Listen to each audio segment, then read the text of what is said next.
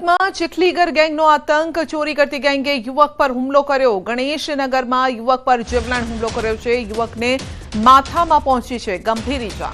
હુમલાની ઘટનાના સીસીટીવી પણ સામે આવ્યા। ચીખલીગર ગેંગ સામે નોંધાઈ છે પોલીસ ફરિયાદ। બેસ્તાન પોલીસે આરોપીની શોધખોળ પણ હાથ ધરી છે। વધુ અપડેટ મેળવીશું સંવાદદાતા કીર્તેશ પાસેથી। જી કીર્તેશ, સુરતમાં ફરી એક વખત ચીખલીગર ગેંગનો આતંક સામે આવ્યો।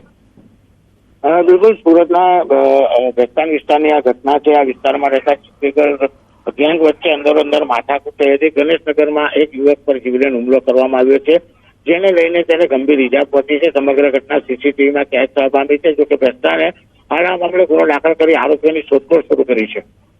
જી, આપનો આભાર અમારી સાથે જોડાવા બદલ। ભાવનગરમાં અનાજનો કાળો કારોબાર, જેનો વિડીયો વાયરલ થઈ રહ્યો છે। અનાજ સગે વગે કરાતું હોવાનો વિડીયો સામે આવ્યો। રિક્ષામાં ઘઉં અને ચોખાનો જથ્થો લઈ જવાતો હતો। જાગૃત નાગરિકે આ વિડીયો લઈને વાયરલ કર્યો છે। તો છેલ્લા ઘણા સમયથી ભાવનગર શહેર અને જિલ્લામાં આ પ્રકારે ગરીબ પરિવારો પાસેથી રૂપિયાના દમ ઉપર ઘઉં ચોખા ઉઘરાવીને લૂઝ માલ અનાજ માફિયાઓ સુધી પહોંચાડવામાં આવે છે। સમગ્ર ઘટના અંગે પુરવઠા વિભાગ દ્વારા જણાવવામાં આવ્યું છે કે વાયરલ વિડીયોને લઈને હવે તપાસ હાથ ધરાઈ છે। વધુ અપડેટ મેળવીશું સંવાદદાતા નીતિન પાસેથી। જે નીતિન, અનાજને સગે વગે કરવામાં આવી રહ્યું છે।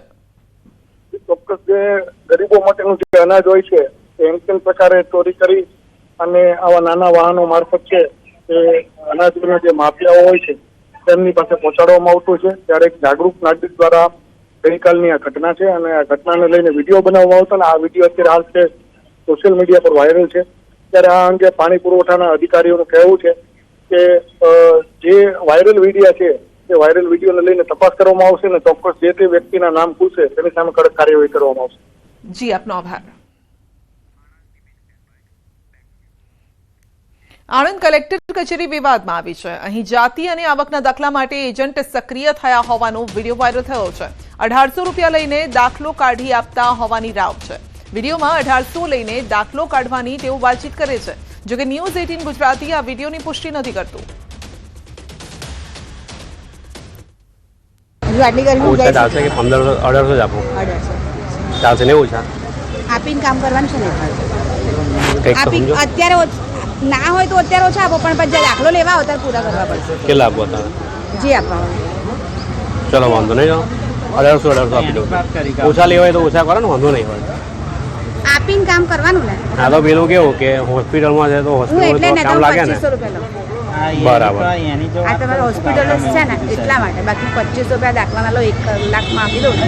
આવી રીતે એક સમયમાં કોઈ જગ્યા પર સિક્કો મારવા નહીં જવાનું, નગરપાલિકાનો દાખલો લેવા નહીં જવાનું, 2500 રૂપિયા કિલો। બરાબર। તમારે દેખતા જ પેલા ભાઈ સાથે વાત કરતી હતી, ખબર છે? લેજો। હેરાન થઈ ગયા યાર। તમે કાલે કયો હતા આવું કે અત્યારે પતી ગયો હતા તો પછી હું હેરાન ના થયો જ ને।